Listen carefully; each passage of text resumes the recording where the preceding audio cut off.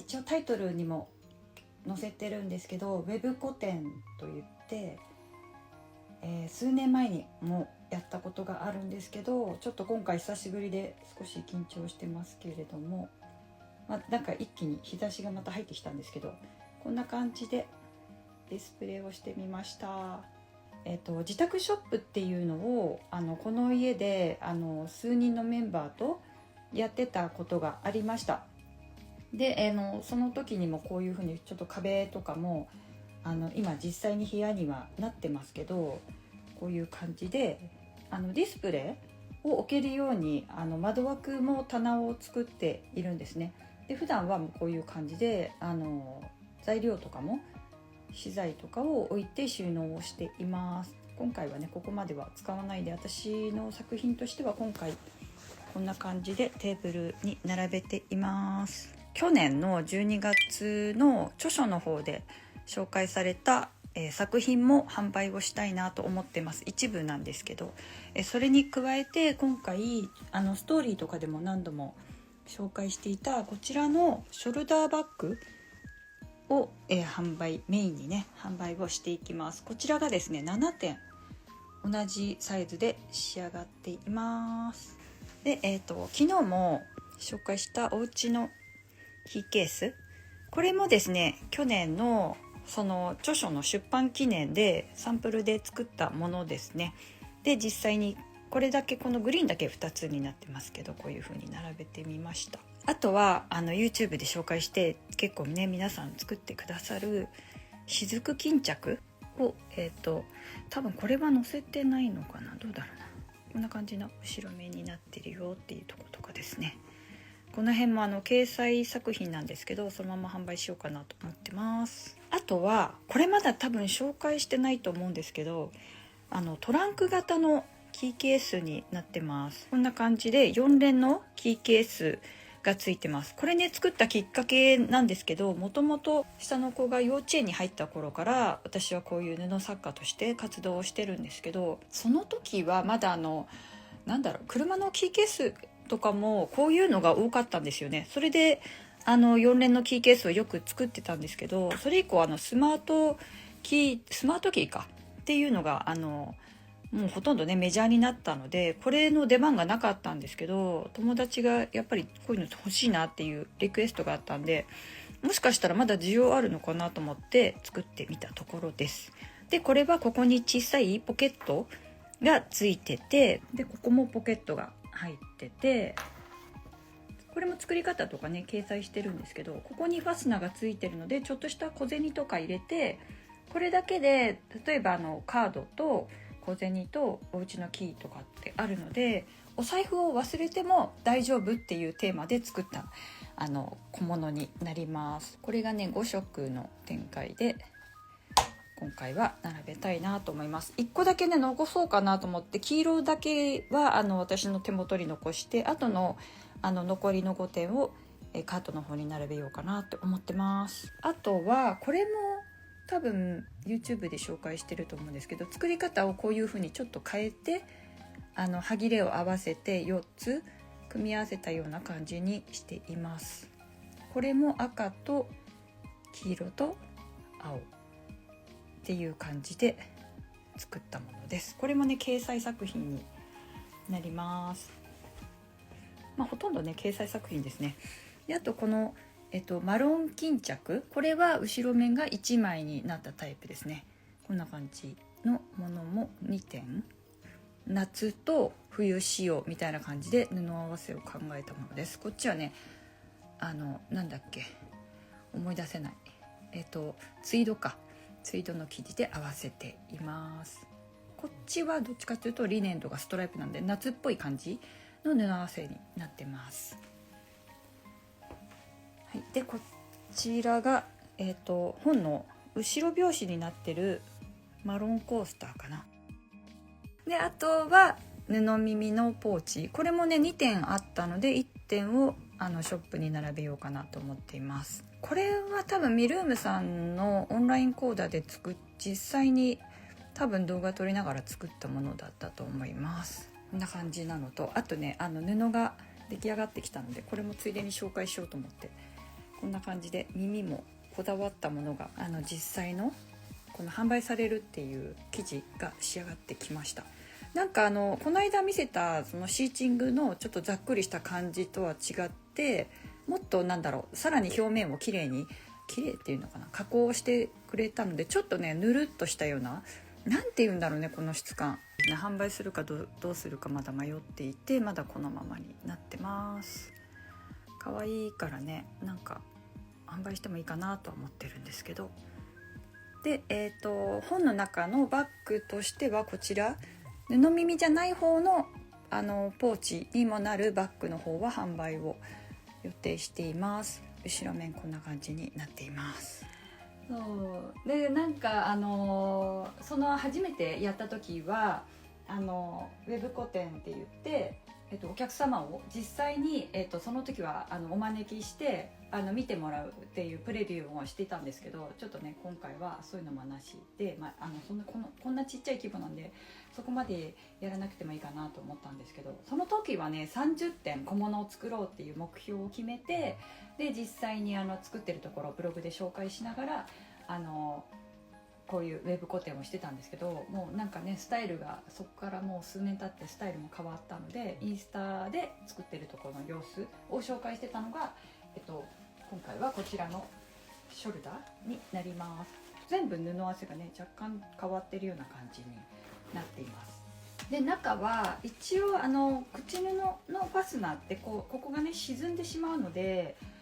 このちょっと引き手みたいなのをつけてみました。で今回は以前ねミナペロ骨で作った時はここを革にしてたんですけど、今回は帆布で仕上げるようにして張りがある感じの仕上がりになっています。後ろ面もこんな感じで、仕切りのポケットもいいんですけど、こういう風になってる方が横にスマホとかガサッて入れてすぐパチッて閉じられるので、こっちの方がいいかなと思ってこっちになっています。でちょっとなんかあれ逆光だね。で中はこう背負って使う時にこっちの内側にファスナーがついてるので、ファスナーを開けてここになんかお財布とか貴重品が入れられるようにしてあって、でこうやって使う時のこっち側にはオープンのポケットをつけるようにしています。なのでなんかこうさっと取り出しやすいものはこういう感じにしてて、ちょっと貴重品とかお財布とかちょっとこの体に身につけてカバーしておきたいってものはこの手前の体側につくようにファスナーポケットをつけてみました。で今回はねいつもね鍵がつけやすいようにここにナスカンとかつけてるんですけど、今回ねその付属品とかもつけないでシンプルに仕上げています。キーケースはじゃあちょっと次は赤でいきましょう。赤はね可愛いよ、ほらヒョウがいるの。ヒョウでいいんだよね。タイガーだっけ。こんな感じでこう開けるとここがね本当にねちっちゃいんだけどコインが入れられるようになってます。でここは閉じられてるので入るのはもう本当この程度だから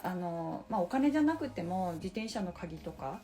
入れられるかなっていう感じですね。でここがポケットになってる。ここも浅いんですけどこの部分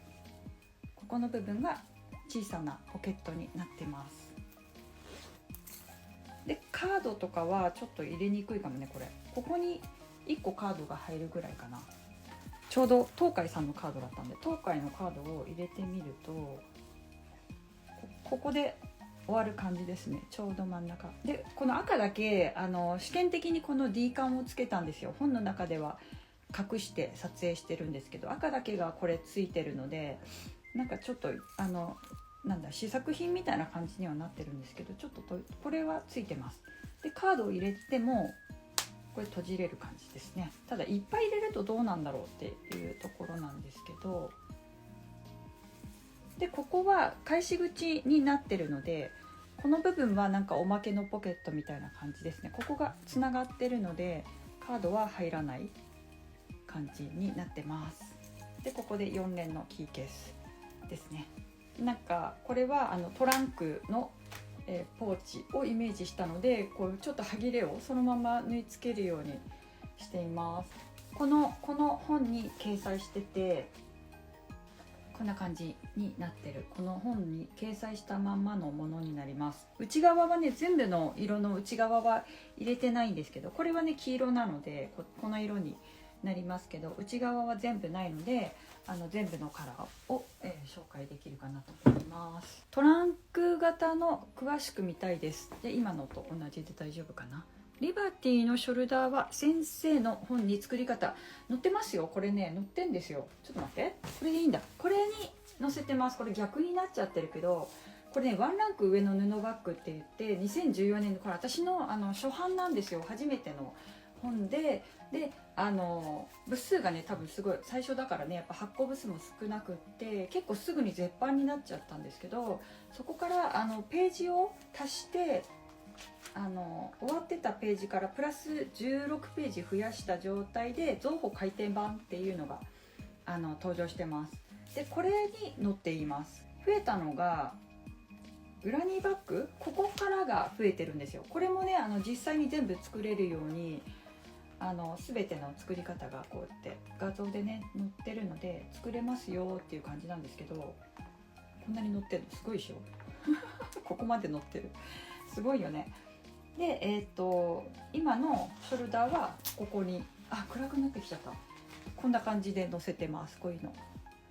なので、もともとは載せてたもののアレンジを私は自分のレシピもどんどんアレンジを始めちゃうので、そのアレンジを載せてます。これがもともとのデザインですね。革フラップのショルダーにしてたもの、こんな感じでオープンにして作ってますね。これもだからファスナーの付け方とかポケットの付け方はほぼ変わらないんだけど、こういうなんか差し込み状みたいな感じでおしゃれにね作っています。でそれの口布ファスナーになったのがここのファスナー口アレンジというところになってます。これはね作り方が詳しく載ってるっていうことはないんですけど、ここまでで載せてもらってます。で後ろはなんかまたちょっと違いますけど、同じように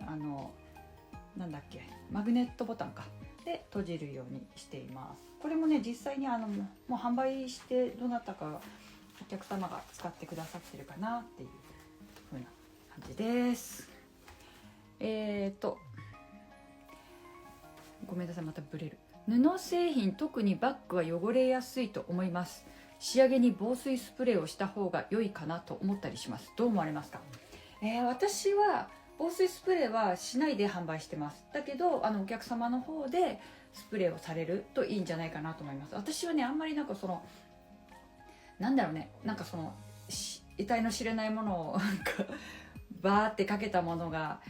例えば使ってる間に変色したりとか退化したりとかするのがちょっと怖いので、出来上がったものにスプレーかけることはなかなかねできないんですよね。だからそれはお客様が必要に応じてやってもらえればいいかなと思ってますので、私の方はもう出来上がったこの布の感触を楽しんでいただくような感じにはしています。ただね、バッグはまあね汚れるし、汚れもそうだけど洋服に使ってるとだんだんね毛玉ができてきますよね。で実際もう何度か使ってるのがこれが私のバッグなの、もうヨレヨレなんですけど、これ試作で作ってるから接着芯とかこの辺もちょっとね修正してるからちょっとこの辺シワが寄っちゃったりしてますけど、これによってショルダーのつける位置をこう上に変えたりとかっていう風にしてるんですけど、でももうどうだろうね、なんかこう帆布だからちょっとカラー帆布ってね色がだんだん褪せてきたりとかもするけど、それなりにそんな汚れてるって感じはないかな。汚しちゃったっていうのはあるかもしれないけどそんな感じです。なんかやっぱり個人の感覚なのかなと思いますよ。参考になればと思います。キーケースの内側の布はそれぞれ違いますか？そう違うんですよ。キーケースってこれのことでいいのかな？これ本いいですね、欲しい、ありがとうございます。ぜひ。これね結構高いよ。いくらだっけ？2300円プラス税だからね、今もう 10% だから2500円ぐらいする。もしかしたら Amazon とかの中古とかで販売されてるかもしれない。結構ね教科書みたいに使える本なので半分ぐらいは基本のことが載ってて、もうこんな感じです。作り方がここからこっちで、こっちからこっちは布の基本のことが載ってたり、あとはこういう街の作り方とかが載ってたりとかする。これをなんでねこの本を作ったかっていうと、こういうふうにカーブのやり方とか、これね私が尊敬する先生がやっぱりこう分かりやすい本で、私がこういう作り方の勉強を始めた時に参考にしてた本がすごいこういうふうに詳しく載ってたんですよ。でも作り方がすっごい簡潔でしかもモノトーンだったから、なんかもったいないなと思って、だったら全部詳しくこっちもカラーに載せて、こっちの方もこの本編の方ももうがっつりこう写真で載せられてたらいいなと思ってこの本になってったんですよ。だからねすごいよ、これ B5 なんですけど全部で何ページあるんだろう、183ページまでありますからね。しかも最後終わりにの文章長いから初めにも同じぐらい長いですね。初めての本なのでね、気合いっぱいで作った本ですね。でもね私これがそう言いながらもこれが一番レシピとして未だに使ってます。これもよく作ってショップでも販売してますけど、すごく私は好きなんですよね。だからもう型紙ボロボロになるまでやってますね。なんだっけ、ダブルファスナーポシェットとかもこれか、これとかも生徒さんによく作ってもらったりしてます。型紙はねちょっとねここに載せてるのよりもう少し作りやすいように変えて生徒さんには紹介してますけど、そうなんです。よかったら本屋さんにはねあんま置いてないと思うんでAmazon とかで見つけていただけたらと思います。はい、次、変色ありそうですよね。ありがとうございました。そうだよね、変色はあるよね。っていうか大事に使わずに大事に取っておくほど変色すると思うんで、本当に使っちゃった方がいいよね。ラミネートとか特にそうですよね。ね、そう本型紙ついてたりしますか？これ型紙ついてますよ。これ私はもう外しちゃったけど全部ね型紙ついてます。でこの型紙もなんか修正が入ったりしてるからホームページ見ないとちょっと違っちゃったりとかするかもしれない。なのでチェックしてから始められるといいかなと思います。もう一度良いですか？はい、もう一度何でしょうか。ココルナエさん、何をもう一度なんだろう、教えてください。トランクね。じゃあ、赤がいったから、じゃあ次は黄色にしましょうか。じゃあ黄色のトランクはこんな感じになってます。黄色っていうか小花ね、これリバティの歯切れで作ってます。この生地もねユーワっていうんですけど、これもユーワなんですけど、ね、ユーワのお気に入りの生地で作ってる。これちょっとねなんかナイスなアイディアって思ったんですけど、どうですかこれなんか意外と使えるんじゃんと思って、ちょっと画期的じゃないですか。小銭も入るし、さっきカード入ったもんね。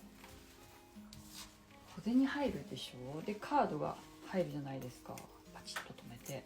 でここに4連のキーケース入るでしょ。でここは入んない、おまけみたいなもんなんで入んないんですけど、だからこれだけ今ほらキャッシュレスだからスマホだけで出かける人もいるかもしれないけど、家の鍵は必ず持っていくでしょ。その時になんか100円ないとかいう時とかにここに入れとけば、なんかいざって時に役に立つかなと思ってなんか意外と現金忘れちゃうこと多いんですよね。で次グリーンですね。グリーンはこっちになります。グリーンはねこんな感じ、布合わせ全部ね違うんですよ。全部歯切れで作ってるからこれがいいかなと思って、これはねファスナーもカーキにしてみました。でここのポケットの部分は1枚で作ってるから、メアサーキャンバスでちょっと張りのあるもので作ってる感じですね。でこんな花柄のちょっとした部分を使って4連になっています。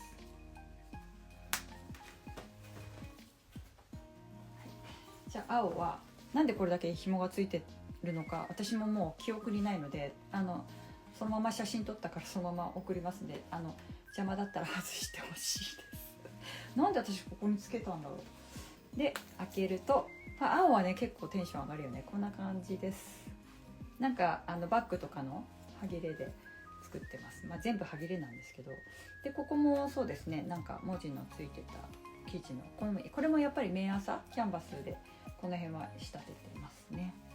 でこの下にしてるのがリネンの薄い生地なんですけど、ちょっとシワね寄っちゃってますけど、使うとこういう風にはなってっちゃうのかな。で、表に使ってるこの白い生地は半封になります。半封キャンバスで、紫はどうだった。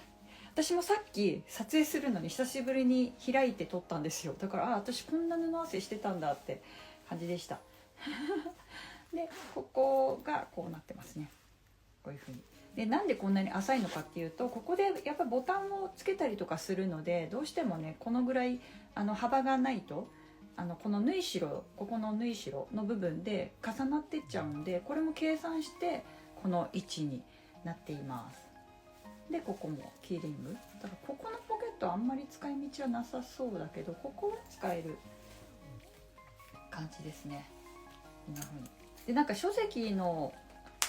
テーマで作ってるから、もしかしたら若干サイズの差があるかもしれないけど、カードは入るから大丈夫かなと思います。可愛いでしょこれ。なんか作り方紹介しようかなって思ってるうちに1年経っちゃいました。早いよね、1年経つの本当に。なんかブログでも1個ずつ紹介していこうって思ってたのに、全然掲載作品の紹介ができないうちに終わっちゃいましたね。もう1年だって、もう1年前販売されてるよね。12月16日発売だったから、早いな本当に早いね。そんなところです。はい、ワンランク上のバッグの本持ってます。まだ挑戦したことないけど。そうなんですね。ぜひぜひ挑戦してみてください。これも紹介してるの一部はね YouTube で紹介してるトートバッグかなはあったりとかするんだけど、もう作り方、教室でやる時も全部作り方を変えちゃってたりとかするので、生徒さんはちょっと混乱してると思いますね。布の剥ぎ合わせとかが細かくなってたりとかするのに、もう少し作りやすいように工夫したりとかしてるんで。ただあんまり YouTube に上げちゃうと生徒さんとかも先に進められちゃう方とかいらっしゃるんで、できるだけYouTube には教室やってるのを上げないようにした方がいいかなっていうちょっと反省もあったので、今は控えています。またいつかねそういう機会があればいいなと思ってます。その本は何品増えたのですか。この本はね、増えたのはメインで増えたのは1個です。なのでさっき説明したこのドラム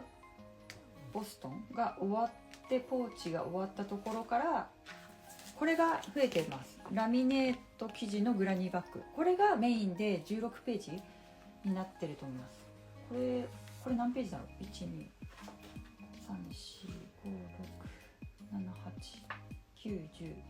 11 12 13 14 16ページ分増えてますね。ここで完成、16ページって言ってもここはもう完成の図なんですけど、あとは自分でアレンジしてねっていうところを紹介しています。この間生徒さん作ってくださったんですけど、この本の通りにそのまま作ったっていう感じで作っていただきました。であとはこの制作の幅を広げるアレンジレシピといって、そのダブルファスナーポシェットにマチをつけたデザインが載ってるのとか、あとはマルシェバッグを半布じゃなくって布で合わせてバイカラーっぽくやりますよっていうのは、これもなんかショップとかイベントとかで販売してたデザインをそのまま紹介しています。で今回のラウンドポシェットの口布ファスナーバージョンですね。この口布ファスナーを作りますよっていうところが載ってますね。でもこれもねよく見たらね、なんかねサイズが載ってなかったりとかしたんだよね。その合い印のねサイズが載ってなかったんですよ。なんかこういうのが本になってしばらく経った後に気づくってことが意外と多いの。なんかね不思議ですよね。不思議ですよねって言ってちゃいけないんだけど、はい、そんな感じですね。はい。なのでね、1作品分かな、500円アップ分ぐらいだから、レシピ1個分ですね。はい、で型紙も全部実物大でついてますんで、拡大とかはしなくて大丈夫な感じになってますね。本探してみます。ありがとうございます。月見さんかわいいね。月見514かわいい名前。免許証入れたい。あ、免許証ね。免許証入ると思う。ちょっと待って。さっきね片付けてたら、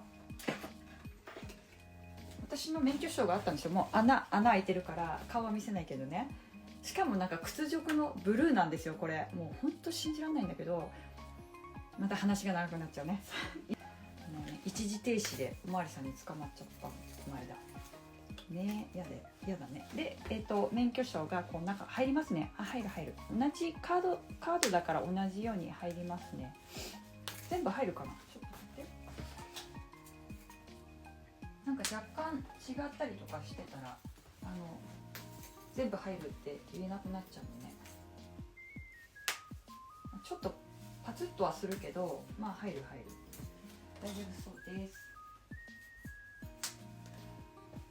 大丈夫。一応ね、確認。大丈夫ですね。でも免許証をここに入れてたら、お財布の中戻し忘れることないかな。どうなんだろう。常に持ってれば大丈夫なのか。大丈夫。意外と私結構グリーンが好きかもと思って、この布合わせが好きだって見えてるかな。大丈夫か。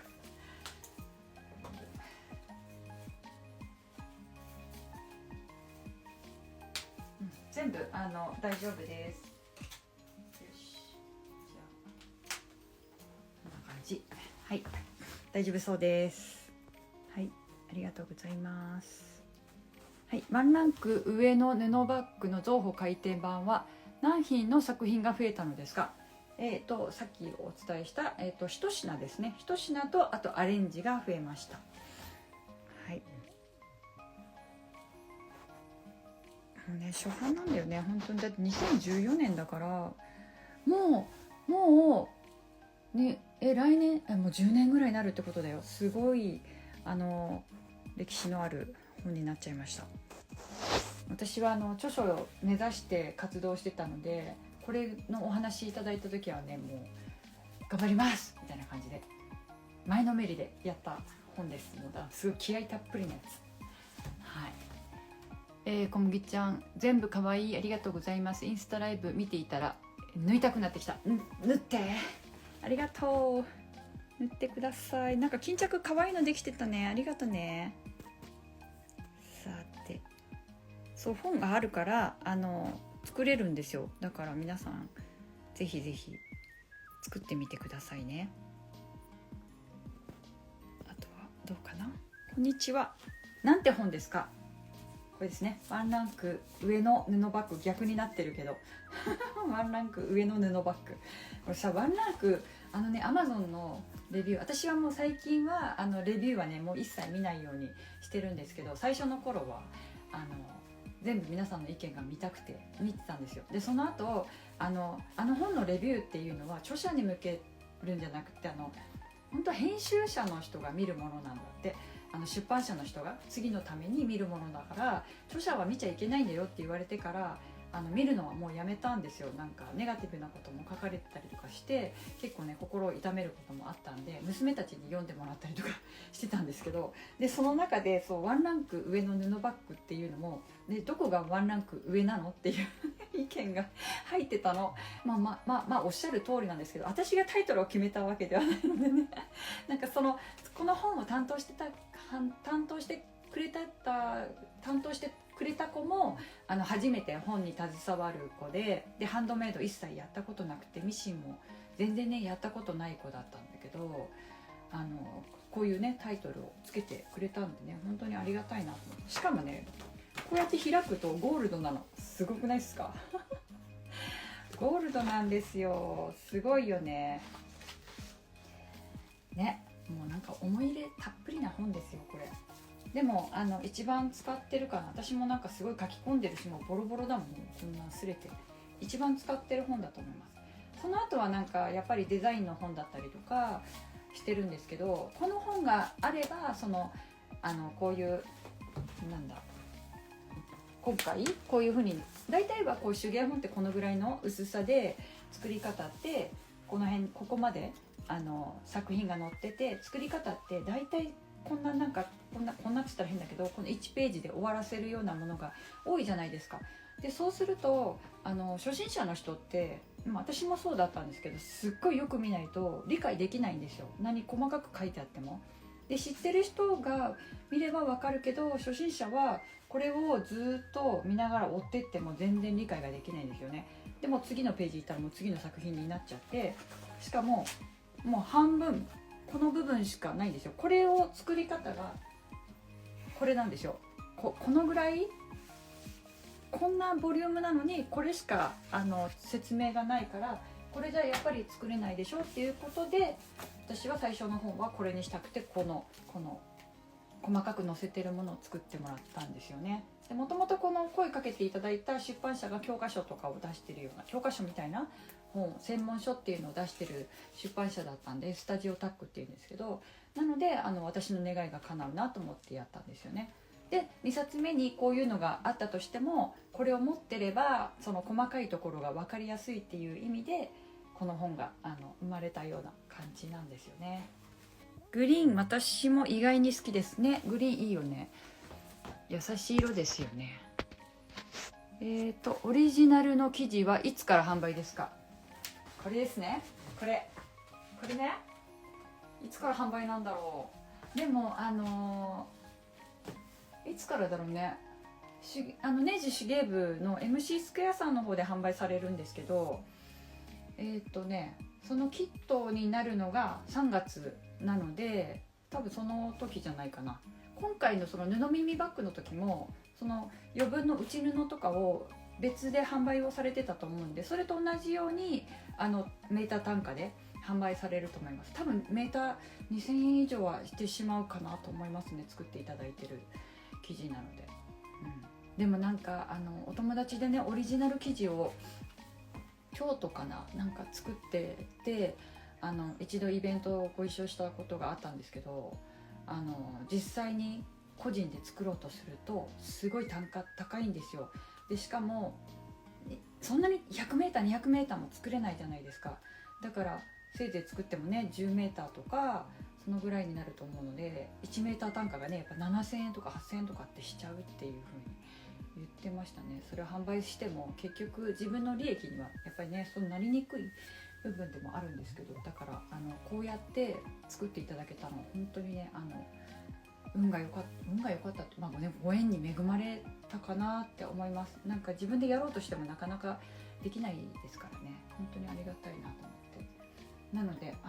ぜひ50センチとか何センチから購入できるのか分かんないですけど、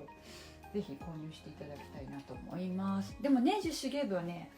これは言っていいのか分かんないけど30センチじゃないですか。キットが普段30センチなんですね。で今度のキットの方も前回のインスタライブで紹介したんですけど、今度のキットも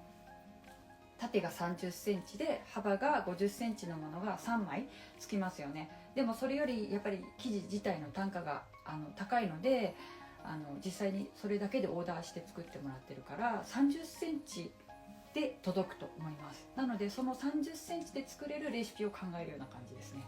だから分割されてないっていうところがキットになると思います。もしかしたら変わるかもしれないですけど、今なんか物価も高くなってるから実際にこの布の単価がいくらになるのか分かんないので私ははっきりとは言えないんですけど、最初の打ち合わせではそんな感じでは聞いていますね。もしかしたらね25センチになるかもしれないですけどね。でもねこの耳のところ、布耳はやっぱりちょっと遠いけどごめんねこだわってるので、例えばこれ今50センチで届いてるんですけど、半分にもしなったとしてもどこかの耳は入ります。こんな風にちょっとこだわってるんですよ。こうやってなのでこれが例えば半分で届いたとしてもこんな感じで、半分になってもこういう風に届くから、これもねお家のマーク入れたんです、カラーで。可愛いでしょ。なんかこういう風にちょっと横にタグとかも使えるよっていう感じで楽しみにしててください。キーケース作ってみたいです。作ってみてください。マッピーさん、かわいいトランクのカードケース掲載されてますか？ここに掲載されてます。ぜひ見つけてください。初めて作家さんのライブに参加しました。ありがとうございます。ワクワク楽しいです。定規使って手作りしていきますね。ありがとうございます。これですね。コットンタイム1月号ね、すごいね、ありがたいですよね。お家のキーケースと、今週末はお家のキーケース紹介したいなと思いますので、編集ねもうちょっと頑張ります。はい、キーケース作ってみたいです。ぜひぜひ作ってみてください。ミシン好きなのに裁断が死ぬほど嫌いなんです。布の在庫ばかり増えたって。確かにそうなんだよね。裁断機とかあるといいよね。なんか私もすごい思いますなんかこのちょっと手間をねかけないでできれば一番いいなと思うんですけどね。本当ね、裁断がネックですよね。本当にありがとうございます。コースターも見せてほしい。コースターは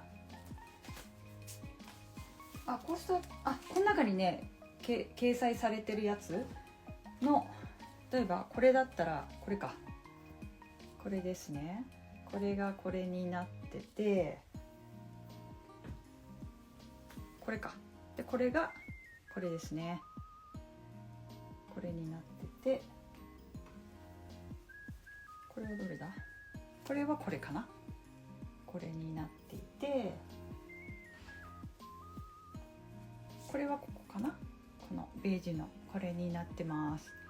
コットンタイム買いました。ありがとうございます。コットンタイム嬉しい。ミシン初心者が先生の本でものづくりする場合、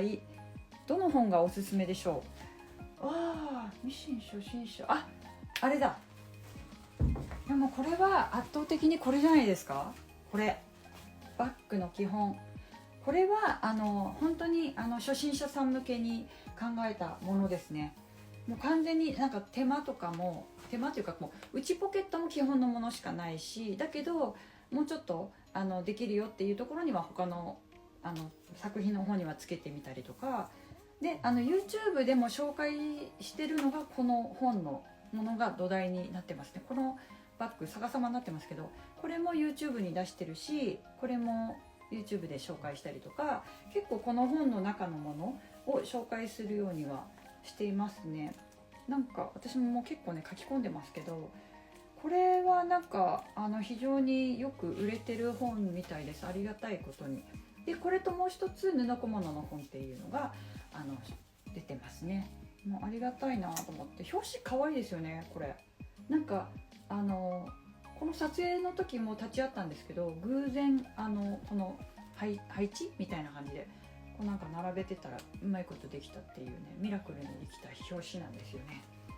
なんかありがたいよね。こんななんか積み上げていってるけど、本当にね私はこの本が1冊目なんですけど、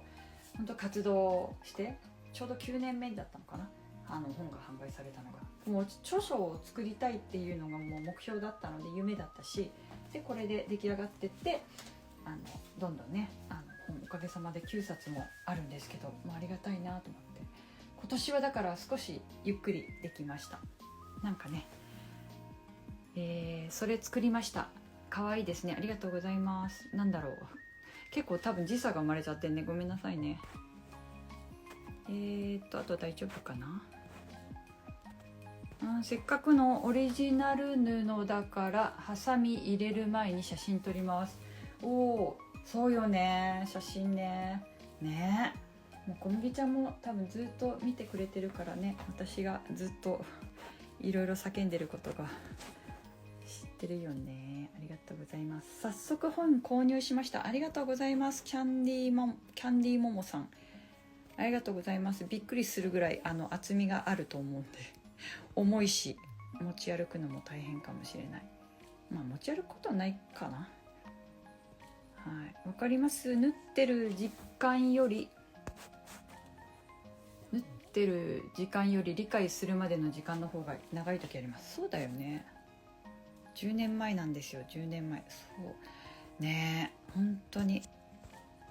おうちキーケース見たいですってありがとうございます。手芸部の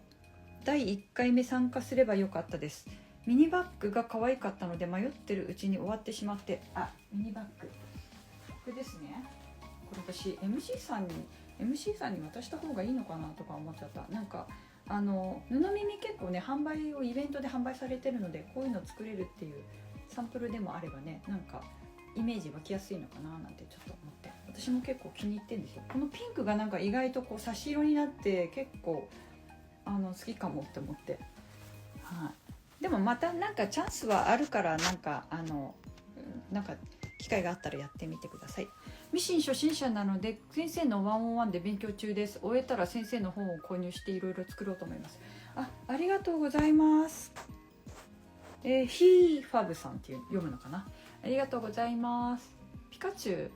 かわいい。クラス101は本当にすごい丁寧に喋ってますよね。同じぐらい喋って、あれも結構リアルタイムで撮ってアフレコじゃないから、私の感情がそのまま言葉になってるような動画になってますずっと使える本素敵、ありがとうございますね。私もここまで長く使うと思わなかった。布の組み合わせってセンスいりますよね。私には難しいのですが、コツありますか？コツね、何度かね布合わせの紹介してますけど、例えばこれは布耳でテーマだから柄がずらって並んでますけど、最初はやっぱり無地を用意しておくといいかなと思います。無地なのでこうカラーのものを合わせたら無地をまた間に入れてってやっていくと、ちょっとだんだんここ無地横に来たらやっぱちょっと小花入れようかなとかになってきて、そういうふうになんかちょっとこういう感じの、わかんないかなんかイメージはなんとなく見えてくるかなと思います。私は踏切で一時停止してないと言われて、切符切られました、止まったと言ったら3秒止まらないといけないと言われました。未だに納得してません。本当そうなの。それね、なんかね、私それなんか他の人にも聞いたことある。もう本当にいやらしいよね、3秒止まらないとって。まあ確かにね、おっしゃる通りなんですが、でもなんで私なのって思うよね本当にいっぱいいるじゃんって思っちゃうよね私だって一時停止さ、絶対止まったって思ったもん。なのにさ、目の前におまわりさんがさビュンって出てきてさ、何事って思うぐらい目の前に来てさ捕まえるんだよ。でも私を捕まえてる間、後ろに来た車はどんどん一時停止しないで行くじゃないですか。どういうことと思って本当に納得できなかった。なったらもうおまわりさん何人もね連れてやってくれればいいのにね。なんかそれで7000円でしたっけ。痛いよね、ほんとクソとかやってた。本当ありがとうございます。楽しいライブでした。すいませんね、本当に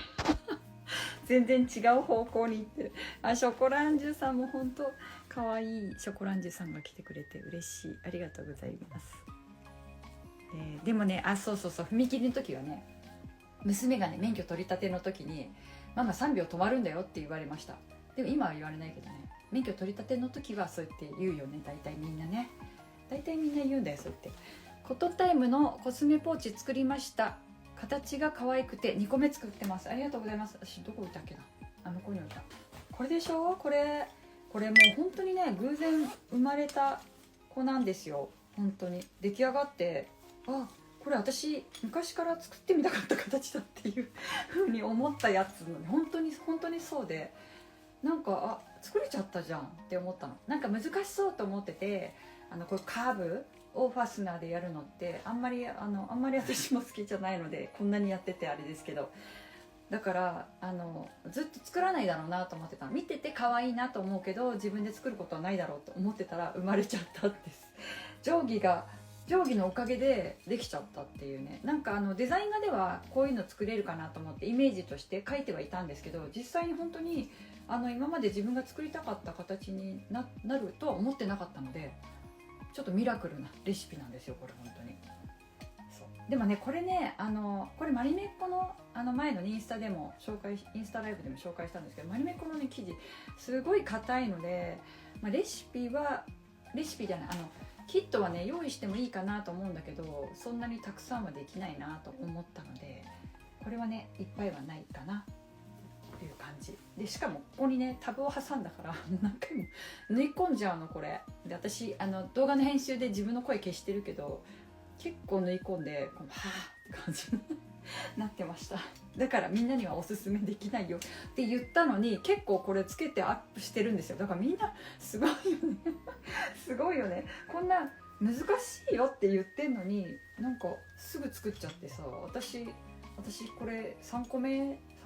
個目くらいかなで3個目ぐらいでやっとスムーズにできたから、みんなの方がね多分上手だと思う、私より。本当にそう思いますそうなので作ってみてください。本当はねメインはこんな本の話じゃなくて作品なんですけど、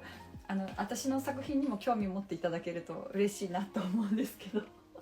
大丈夫かな。柄をねちょっと一回このバッグの柄だけ紹介したいです。もう1時間経っちゃ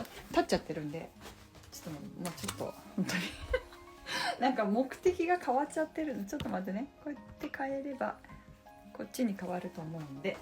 そうこんな感じで。で一応こんな風にね1個ずつ紹介させてくださいね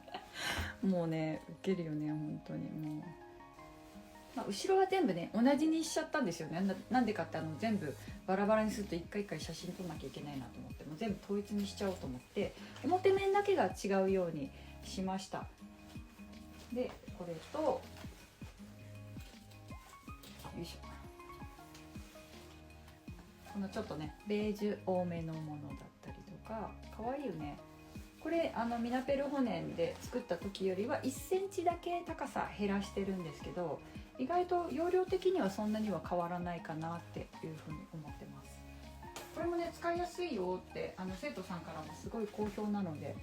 使いやすいかなと。でこれはブルーがね一つだけ、これもブルーの布合わせで迷って実際にフェリシモのキットを見ていただけると分かるんですけど、そちらで決まった柄になってます。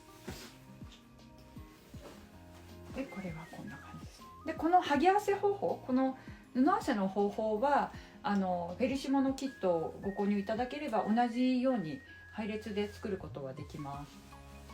だから持ってる方はねこのバッグも作れると思いますよ。でここだけちょっとラインしてるような感じですね。なんかヘリンボーン風に合わせていっています。これもこんな感じです。面白いよね。なんかすごい悩んで何種類だったか忘れたけど、この濃いやつだけがサイズが違くて小さいんですよね。それで合わせなきゃいけなかったからこういう組み合わせになっていきました。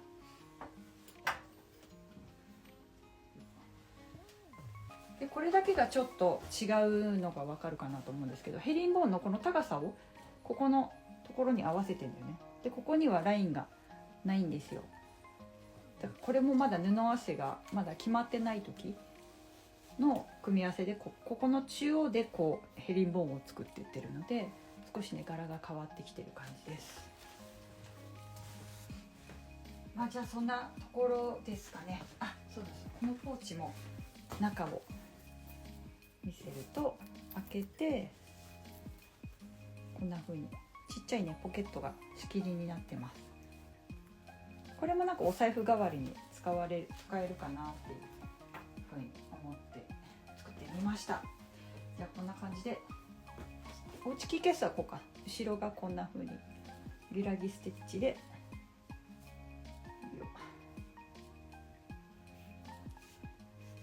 こういう風にキーリングがついてます。先生の作品めちゃくちゃ可愛いです。ありがとうございます。自分で読むのちょっと恥ずかしいねこのキーリングはね内布少しずつ変わってるんですよね。歯切れでちょうどいいサイズと色で合わせてるので、この辺はこれグリーンはこれだし、こっちはなんかまたちょっと違う感じの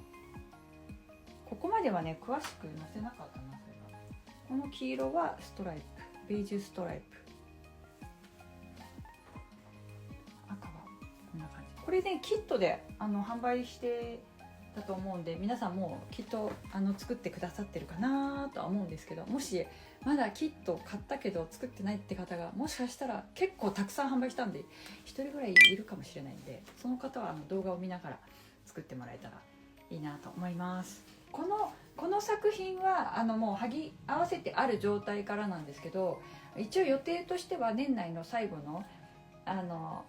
動画 YouTube 配信はこの制作風景を動画にして年内最後にしようかなっていうふうに思ってます。作り方の紹介はお家のキーケースが